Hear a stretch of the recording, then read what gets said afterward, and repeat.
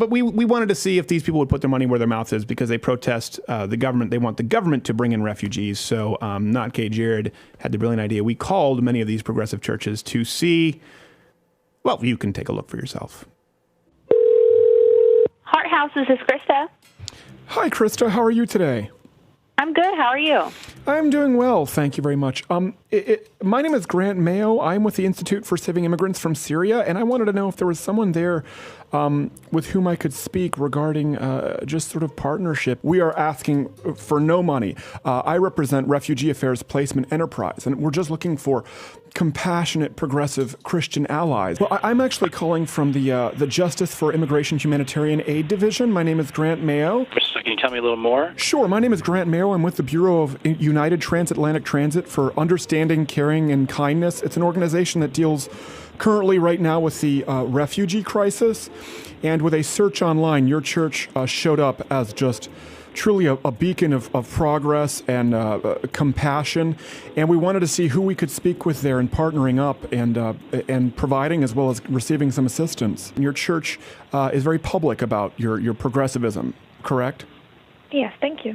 Well, it's just very impressive. It's very Christ-like to open the doors, wide open without so much as security clearance. We've seen online about the current refugee situation and the need to help them. I think we're both on board with that, correct?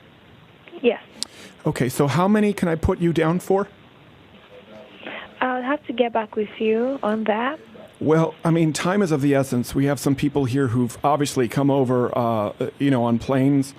And some by land, some by sea, land or sea or foam, correct? Just want to see how many you can house there at your church. We currently don't have the, space or room to house them in-house, but I would have to, that's something we would surely, have to discuss and see if we can make provisions for that and give you a call back. Okay, but you have supported taking in refugees, correct? I don't want to be out of... No, not here, not in the church, Okay, but you have in general, being compassionate, yes? Yes, we have. Just not in your church?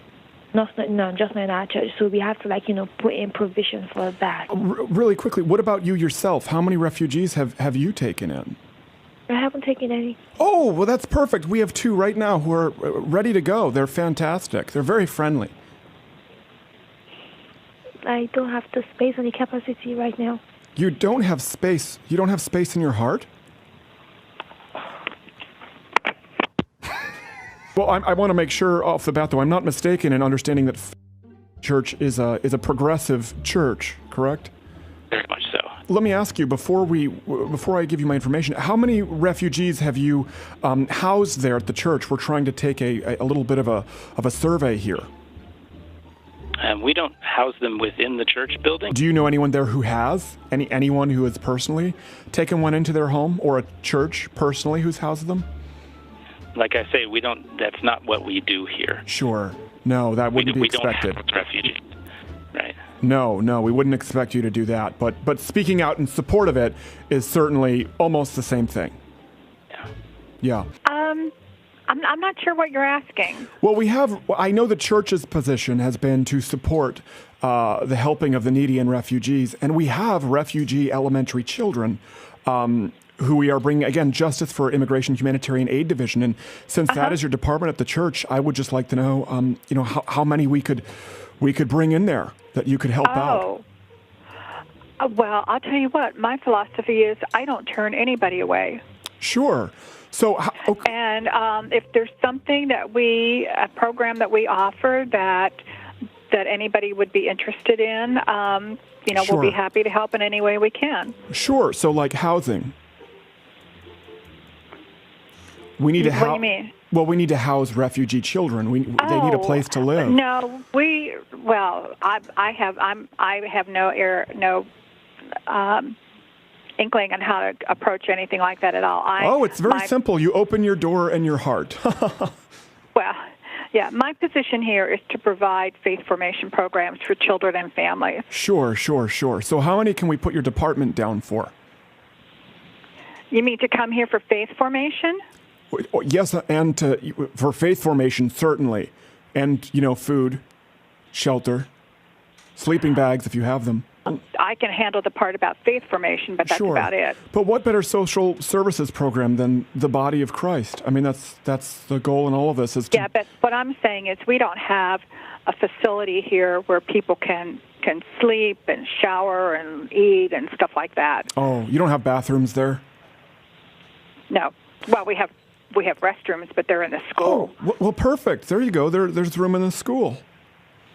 Yeah, right. Try that. I understand. Believe me, I understand where you're coming from. It is not without its concern for the other children. Obviously, when we're talking Right. about assimilation, and some of these children, frankly, act out very violently. Do you know if the church has taken in, at least as I call back down my list, has this No, church they taken in? haven't because there's nowhere to put them.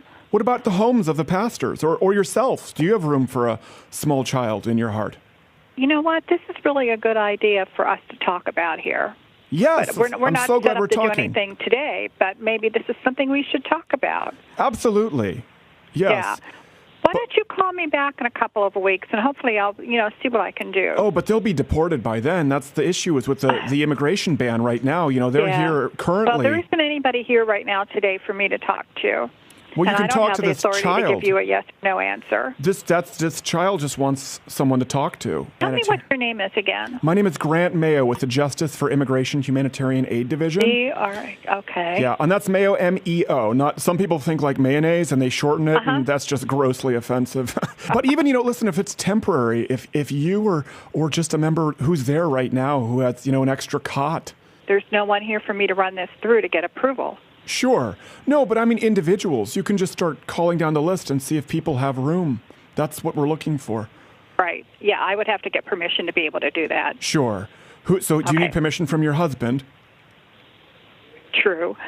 Well, let's get him on the line. I mean, listen, these kids come from a very patriarchal society. They'd be very understanding.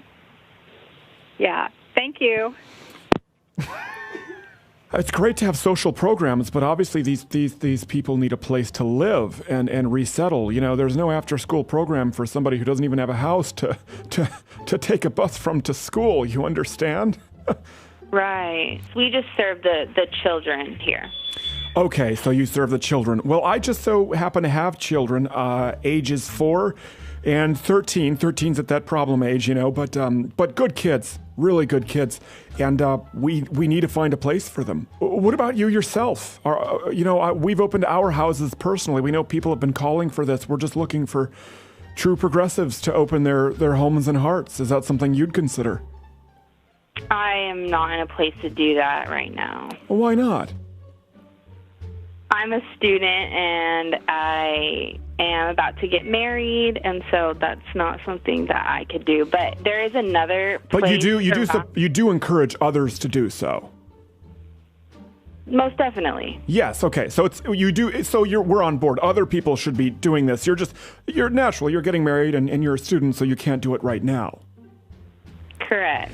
The problem is a 13-year-old here, Madula Ambamgata cannot wait because he may be shipped right back.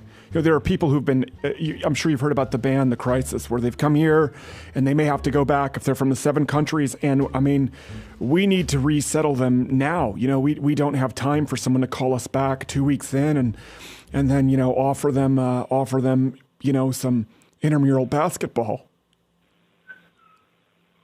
Okay, well, I'm sorry. We're definitely not the place for that. Hi, this is Melissa. I'm the operations manager. What is it that you need? Hi, Melissa. How are you today? I'm good, thank you. Good. This is Grant Mayo with the Institute for Saving Immigrants from Syria, and we work to resettle refugees. We have just been coming up against a dead end, Melissa. We have been trying to get these poor people coming from war-torn countries, refugees, many of whom are still, middle-aged males, into homes here. And there are a lot of organizations who have extracurricular activities, who have support groups, but we need homes. We wouldn't be able to do any of that. What about you, Melissa? Do you have a spare bedroom? No, I don't. Really? I don't. I mean, even if it's just, for a temporary amount of time, I don't have a spare. I don't have a spare anything. Anyone in your family or any of your friends? What about anyone in the organization? Anyone there who could actually open? I mean, I have 4 right now, and believe me, I've rescued animals as well. You know, and my home is just a revolving door of people who need help. It's not without its problems. You know, my daughters weren't huge fans for a little while, but it has been a very rewarding experience, and I just. Absolutely, and I get it because, like I said, we work with our kids who are refugees, so we've heard the horror stories and we've heard everything. I mean, that's where our heart and our passion lies. Oh, what horror stories? We understand that it's a crisis situation, an emergency situation. Sure. But like I said, our organization doesn't do anything like that. No, not the organization. Just any of the people there. But since you called our organization, you can't really ask me on a personal level or my family if we can open our homes. So you could try like residential homes or calling people's individual. Oh, do you live in a corporate office? Individual personal numbers. P.O. box? This is the place for that since we're a nonprofit. Sure. So I have to say no. Sure. And I hope you have a lot of luck with your search. Sounds like you're doing really rewarding things. But we're not getting anything done. No one will take these people in. Thank you so much. Bye-bye. Well, I wish I could say the same. Thanks. No. Hey, if you like this video, subscribe by clicking the button that says subscribe. If you're not aware of it now, there's no way you're learning the internet at this point. I'm not going to help you. But this was clipped from my daily show, available exclusively to LottoWithCrowder.com/MugClub members. If you're student, military, or veteran, enter in that promo code. It's less than $6 a month, and you get daily content. No more clips, plus this hand-etched mug. Oh, when I feel it, I got a chill like on the inside.